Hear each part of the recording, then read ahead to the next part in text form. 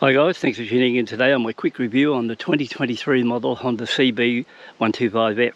At the moment I'm out here ready to camp for the night, so I thought I'd fill in a little bit of time.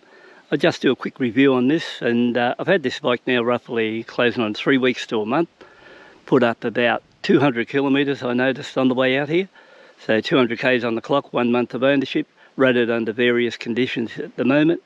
And I just thought I'd fill you a little bit in on the what it's like being an owner of the bike. So first off, I'm in Australia, and the right-of-way price on this bike was roughly $3,800. So for the $3,800 compared to the old CB125E, this new model you get, or it's probably new in Australia but not too new in other parts of the world. The daughter had the CB125E, which I classed as a, you know, it really wasn't too impressive with the 125E. And the 125E is a carby version of the bike. And the thing I didn't like about it was a very hard bike to start when it was cold, and sometimes took 5 minutes or more, maybe 10 minutes at times, to warm up where you could get on the bike and ride away. So it's not the case with this particular bike. Once you press that button, give it 30 seconds and away you go. So that was a drawback there. Plus it was a fairly vibey bike at around that 80 kilometres an hour mark, and that was in the foot pegs and handlebars, and I didn't really like it much at all. In fact, I think to buy one of those 125Es, they're about $2,800, or they were in Australia, and these ones were $1,000 more. But give me any day, I'd rather pay $1,000 more for the 125F, because it's a far more refined bike and it's a lot better bike to ride. And overall, I'm pretty happy with it as far as that goes. Now these 125 motors, they put out 10 horsepower. They have 18-inch front and rear wheels on them, and they've got a 11-litre fuel tank. And naturally they're fuel injected, which is the most strongest point. Now even on this particular one, they give an LED headlight for this model, and they also give a digital dash. And the best part about these, you know, I've heard where people say they don't go much on the brakes because this has got a dual braking system, not an ABS, but a drum brake at back and disc at the front. And actually, you know, coming along the road or any time I've been on it, I find the brakes are quite adequate, and the front disc especially is pretty good on this bike. So it's got a 790mm seat height, and, you know, like, even though I'm not carrying a huge amount of weight on the back of this, it still runs along all right.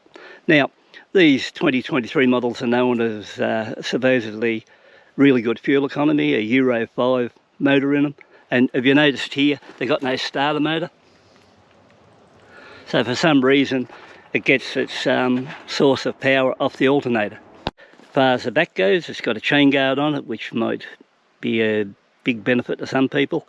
And the other thing I noticed when I was out here riding today, because I'm about 40 kilometres out of town, it's got a really nice positive gear shift compared to when I first got on the bike. It was a little bit clunky, but, you know, since then it's sort of smoothed out a little bit in 200 k's, and it's not bad in that area. So when you look at the dash on this one, we'll light her up. You know, I put 193 kilometres on. You've got digital Speedo. You've got a gear selector there, counter. You've got a nice large Speedo on it. And what I also did with this one, I filled it right up with gas when I first got the bike. And we're going to see how far I can get out of a tank of petrol there too. So that's a good point. I find that riding out here, the riding position wasn't too bad. And it's quite a nippy little bike in the first 3 gears on takeoff, so it gets up to around 70-80 kilometres an hour pretty quick. So I think you'd be very happy in that line.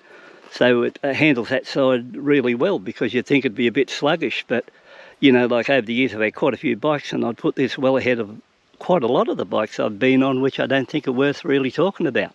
And if I do talk about them, if you've got one of them, you mightn't like what I say, so that's more of a drama there. But apart from that, you know, like, the paint finish is good. The overall ride quality is not bad. Coming out here, I was sitting on around about 90 kilometres an hour, 80-90. It was handling that quite well.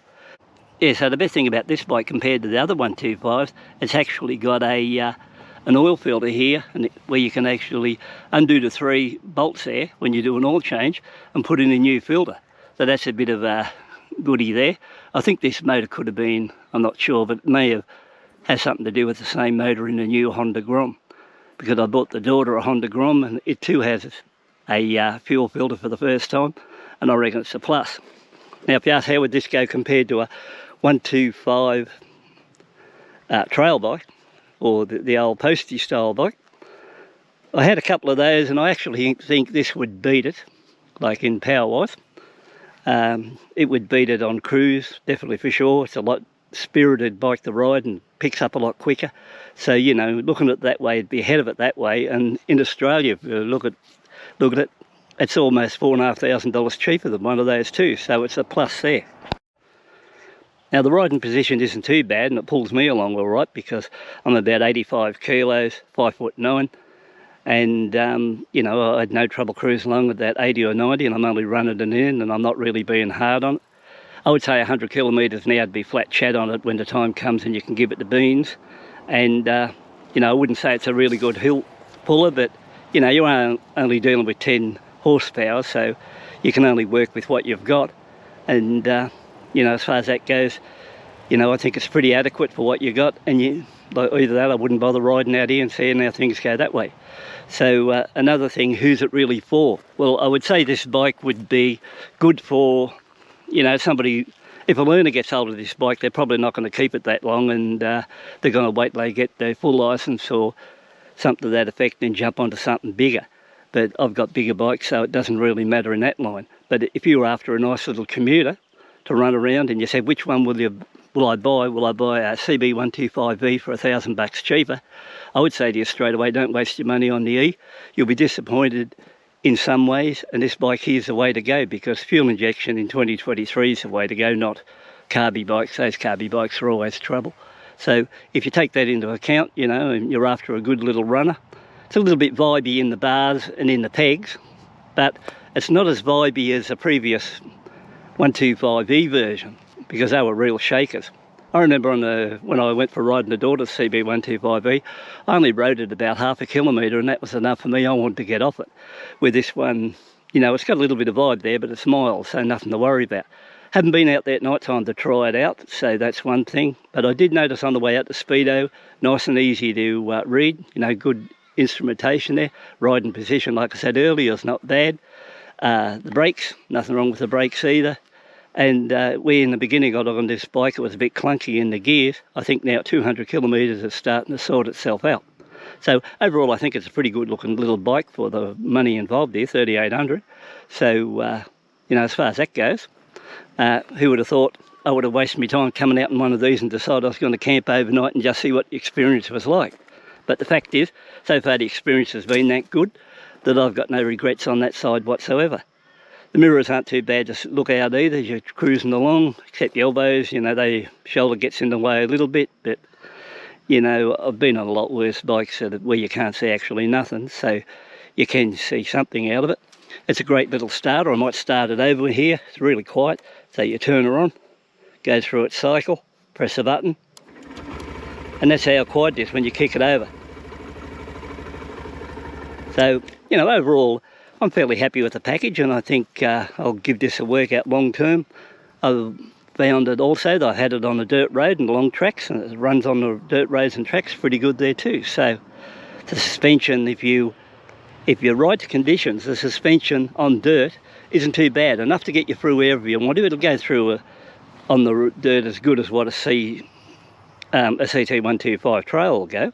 It'll go that well in stock form. So and the best thing about it when you compare both those bikes, this one's got an actual 5-speed box with a clutch, where the other's like a semi-automatic one, and you can't really put the power down, where this one here, wheel stand, no trouble at all. Like, if you got there and give it a hit in first gear, you could get it up off the front wheel, no effort whatsoever.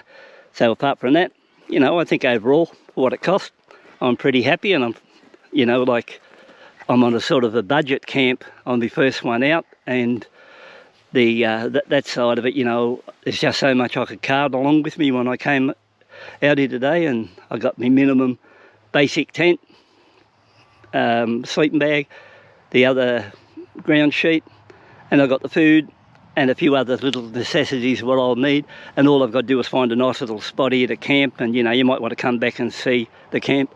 These camping series, I'm not going to do any talking when I get into the camping side of these. I'll be working on natural sounds and just the experience where you can just come in, watch the clip, enjoy it, and hopefully you think it was worth your trouble doing it.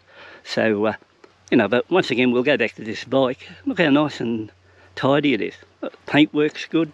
Like I said, 11 litre tank. It'll be interesting to see what I get out of that.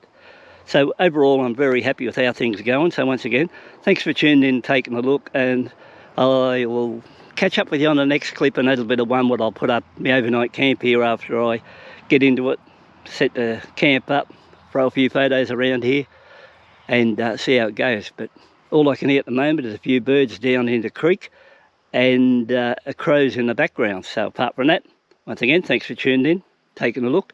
Catch you later.